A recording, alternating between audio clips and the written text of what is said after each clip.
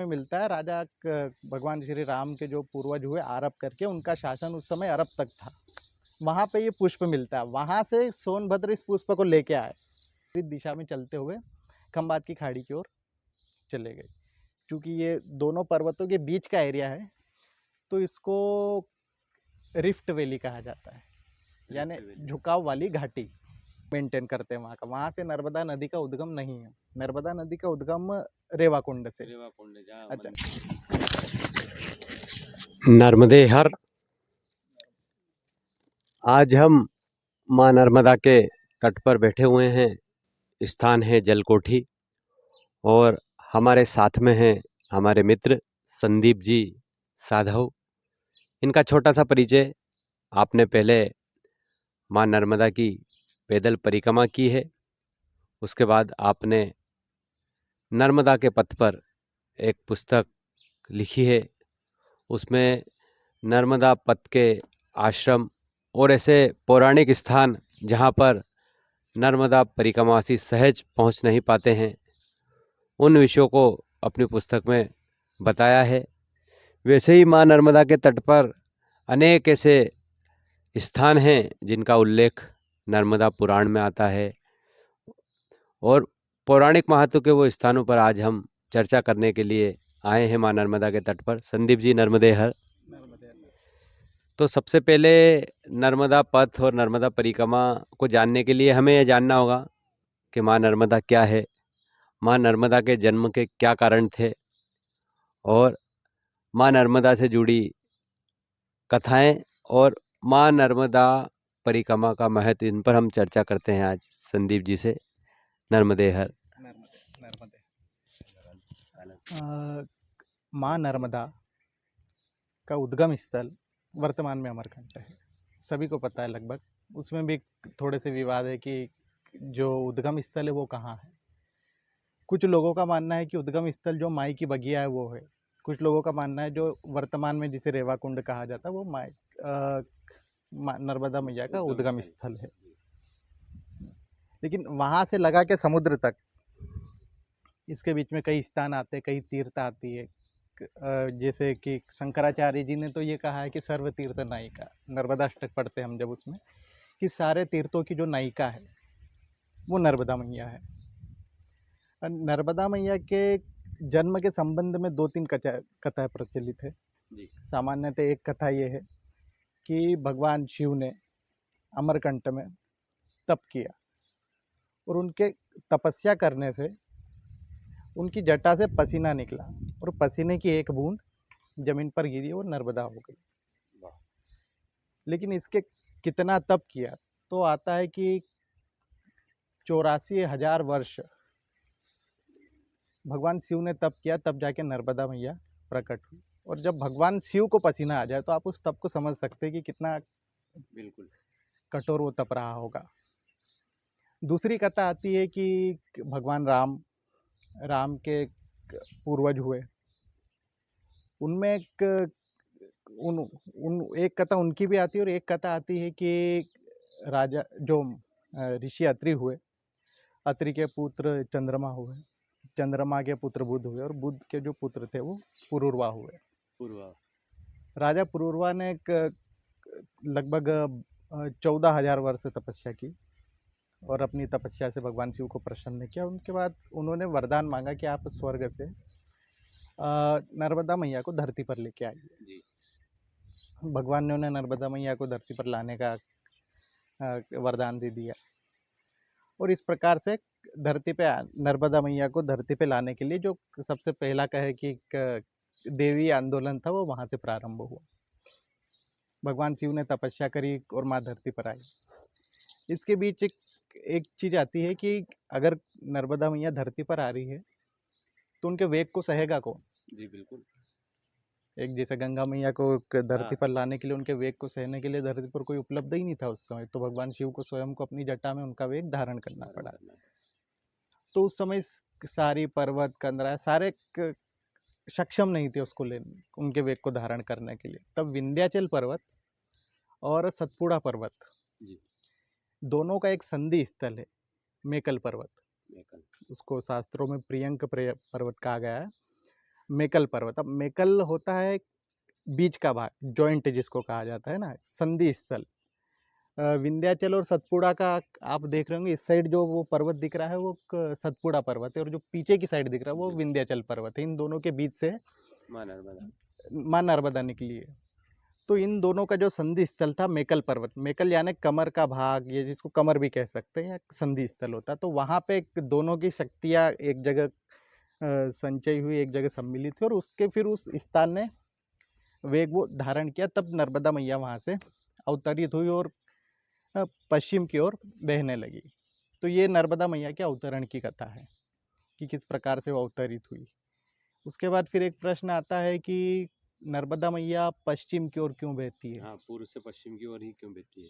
और क्या ये बहुत से लोग तो होता क्या है कि अज्ञान हर स्थान पे है, और जब उसमें प्रकाश आता है तो वो आदमी ज्ञानी हो जाता है। तो इसी प्रकार लोगों का मानना है कि नर्मदा नदी एकमात्र नदी है जो पश्चिम की ओर बहती है। तो ये इसमें कुछ चीज़ें सच है, कुछ गलत है। नर्मदा नदी भारत की 5 नदियां हैं जो पश्चिम की ओर बहती है, उसमें से नर्मदा नदी सबसे बड़ी नदी है जो पश्चिम की दिशा में बहती है। इसके सिमिलर, इसके साथ ही साथ तापी नदी भी इसी दिशा में बहती है। आप इससे कुछ 200-300 किलोमीटर की डिस्टेंस पे जाएंगे तो वहाँ से तापी नदी सिमिलर एक ही लाइन में बहती हुई, वो भी खंबात की खाड़ी के वहीं पे उनका समुद्र में विलय होती है। ऐसी 2-3 नदियाँ और हैं जो पश्चिम की ओर बहती। लेकिन फिर प्रश्न आता है कि पश्चिम की ओर क्यों बह रही है, इसकी एक धार्मिक कथा क्या, पुराणों में कथा क्या मिलती है। तो माँ नर्मदा और उनकी एक सहेली थी जोहेला जी। अमरकंट में 7 खेले 7 बड़े हुए। माँ नर्मदा का विवाह तय हुआ कि आपका विवाह सोनभद्र नामक एक राजा से होगा। मेकल पर्वत जो मेकल कन्या कही जाती है माँ नर्मदा, तो एक कंडीशन थी नर्मदा मैया से विवाह करने की कि जो भी गुल बकावली का फूल, टूलिप का फूल जो लेके आएगा, उनसे मैया की शादी होगी। अब टूलिप का फूल की शर्त रखी है, तो पहली बात तो है कि अगर वो अमरकंट में वो फूल मिल जाता तो शर्त तो होती ही नहीं, हर कोई ला के रख सकता था। तो ये फूल कहीं ना कहीं तो रेयर चीज़ होगी कि इसको लाना बड़ा मुश्किल होगा। जैसे होता है ना कि कभी मोर का पंख लेके आइए, आप किसी अलग अलग प्रकार के होता है कि आप बाज के शेर के दांत लेके आइए, इस प्रकार की शर्तें होती क्योंकि वो रेयर चीज़ें लाना मुश्किल है। तो ये जो गुल बकावली का फूल था, ये आसपास अगर मिल रहा होता नर्मदा खंड में कहीं पे, तो कोई भी लेके आ जाता ना। ये फूल जो मिलता है वो मिलता है अरब में। अरब जी, अरब क्षेत्र में मिलता है। राजा भगवान श्री राम के जो पूर्वज हुए अरब करके, उनका शासन उस समय अरब तक था। वहाँ पे ये पुष्प मिलता है। वहाँ से सोनभद्र इस पुष्प को लेके आए, और फिर लाने के बाद उन्होंने कंडीशन टर्म्स पूरी की। उसके बाद उनका विवाह तय हुआ।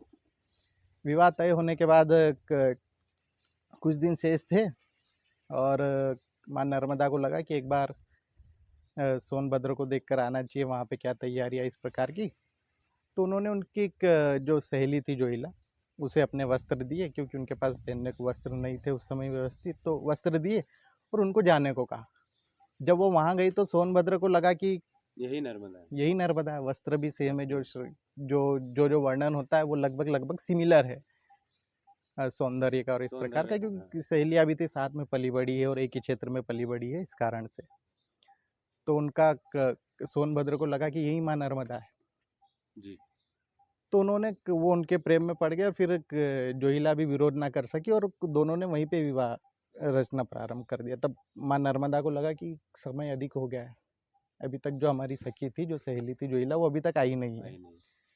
माँ नर्मदा जब गए तो उन्होंने देखा कि इन लोगों का तो विवाह हो रहा है, तो उससे जो उनका क्रोध था वो बढ़ा और वो विपरीत दिशा में चलना प्रारंभ हो गई।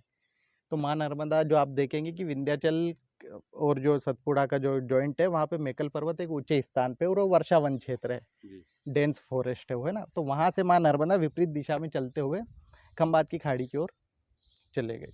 क्योंकि ये दोनों पर्वतों के बीच का एरिया है, तो इसको रिफ्ट वैली कहा जाता है, यानी झुकाव वाली घाटी। वहाँ से वैज्ञानिक दृष्टि से बता रहा हूँ मैं कि झुकाव वाली घाटी कहा जाता है। वहाँ से एक झुकाव आएगा, और जैसे हम अभी हमारे पीछे पूर्व दिशा है, यहाँ पे पश्चिम दिशा है, तो एक झुकाव आता है जिससे पानी का जो प्रवाह होता है, आप भी देखते होंगे कभी कि आप कहीं पे खेत में कहीं पानी दे, जिस साइड नीचे होता है वहाँ पे पानी सीधे जाता है, गति से जाता है। वैज्ञानिक दृष्टि से यही है, इसे रिफ्ट वैली कहते हैं। और इन दोनों पर्वतों के बीच का जो वो झुकाव था उसमें माँ नर्मदा का प्रवाह होता है पूरब से पश्चिम की ओर। तो ये माँ नर्मदा की जन्म की कथा और उनका पूर्व से पश्चिम की ओर प्रवाह क्यों है, ये था। कपिल धारा क्या बताते हैं? जो कपिल धारा की ऊपर से वेग गिरता है जी, उस स्थान को अमरकंटक के आसपास बताते हैं कि यहीं से माँ ने नीचे प्रवाह करा था, इसी स्थान से कपिल धारा से नीचे। हाँ, देखिए प्रवाह में एक चीज़ भूल गया था, मिस कर गया था कि नर्मदा मैया का जो उद्गम स्थल है वो कौन सा है। जी विवाद तो है, हाँ, अमरकंट विवाद है। अमरकंट में विवाद है और परिक्रमा वासियों के बीच में भी विवाद है। कोई मानता है कि माई की बगिया और जी। कोई मानता है कि जो कभी वर्तमान का रेवाकुंड है वो है। वो है, हाँ बिल्कुल। परिक्रमा वासियों को भी कंफ्यूज किया जाता है, यहाँ पूजन करना है कंफ्यूज वहाँ किया करना जाता है। दोनों असल में माई की बगिया जो स्थान है, आज से 30 से 40 साल पहले वहाँ कोई नहीं जाता था। अमरकंट में बाउंड्री होने के पहले, जो अभी रेवाकुंड में वाइट बाउंड्री है, उसके पहले वहाँ पे दलदल हुआ करता था। जहाँ पे वर्तमान में पूजा की जाती है माई की बगिया में, वहाँ पे सावित्री नदी है। जी। सावित्री नदी और पार्वती नदी, दो नदियाँ आती है और वो वहाँ पे जहाँ वर्तमान में रेवाकुंड है वहाँ पे आके मिलते थे और वो त्रिवेणी संगम कहलाता था उस समय। जी। तो वहाँ पे गुल बकावली के फूल थे, दलदल थे, थोड़ा अच्छा व्यवस्थित स्थान था। तो वहाँ के जो पंडित है, वहाँ के जो वर्तमान में वहाँ के तीर्थ का जो पुजारी होता है, वर्तमान में वंदे महाराज है वहाँ पर, जी। धनेश जी द्विवेदी। तो जब उनसे बातचीत की और जब पता चला वहाँ पे, तो उनका कहना था कि हम खुद भेजते थे यहाँ से कि थोड़ा सा और घूम के आ जाओ, देख के आ जाओ, थोड़ा सा अच्छा स्थान है। क्योंकि उस समय तो क्षेत्र ऐसा था कि कोई बार बार तो आता नहीं अमरकंट, तो इस कारण से वो वहाँ से घुमाव लेके भेजते थे और फिर इस साइड से आके तट परिवर्तन हो जाता था। जी। लेकिन वर्तमान में वो वहाँ पे फिर नगर पालिका ने थोड़ा डेवलपमेंट किया, नगर पालिका ने 2 कर्मचारी लगाए और उनका मानना है, जो धनेश जी है, और वो अमरकंटक की रूपरेखा तो हमें कुल मिला के पता नहीं, लेकिन उनका मानना है कि वहाँ जो है वो नगर पालिका के कर्मचारी है और वो वही वहाँ पे पूजा वूजा करवाते हैं और वो मेंटेन करते हैं वहाँ का। वहाँ से नर्मदा नदी का उद्गम नहीं है, नर्मदा नदी का उद्गम रेवाकुंड से। रेवाकुंड जहाँ अच्छा, मंदिर है। जिन परिक्रमा वासियों के मन में थोड़ा सा द्वंद्व है कि जिनका मानना है कि माँ नर्मदा का उद्गम जो है माई की बगिया से, उनका भी ये मानना है कि रेवाकुंड से एक माई वहाँ पे खेलने जाती थी। मतलब विपरीत दिशा में जाके आते तो वापस यहाँ से खेलने जाते थे, यानी उद्गम तो यहाँ हुआ ना। तो इस प्रकार से ये 2 चीज़ें वहाँ पे चलती है। अगर आप तीर्थ का जो पंडित होता है, पुजारी होता है, उससे अगर आप जानकारी लें तो उनकी 100-200 पीढ़ियों से, जब से वो उद्गम चल रहा होगा तब से वहाँ पर वो कार्य कर रहे हैं, तो उनके पास एक सटीक जानकारी होती है कि किस प्रकार से कौन सी वहाँ की भौगोलिक रचना है, कौन से तीर्थ उस वर्तमान स्थान पर है। ये जो मैंने आपको तीर्थ से वहाँ के उद्गम से संबंधित जानकारी बताई, ये उनका बताया हुआ है। तो जी। बहुत ही अच्छी जानकारी माँ नर्मदा उद्गम और माँ नर्मदा पूर्व से पश्चिम की ओर क्यों बहती है, आपने हमारे नर्मदा भक्तों को दी। नर्मदे नर्मदे नर्मदे। हरदा जिले से लगी 2 घंटे से रावेत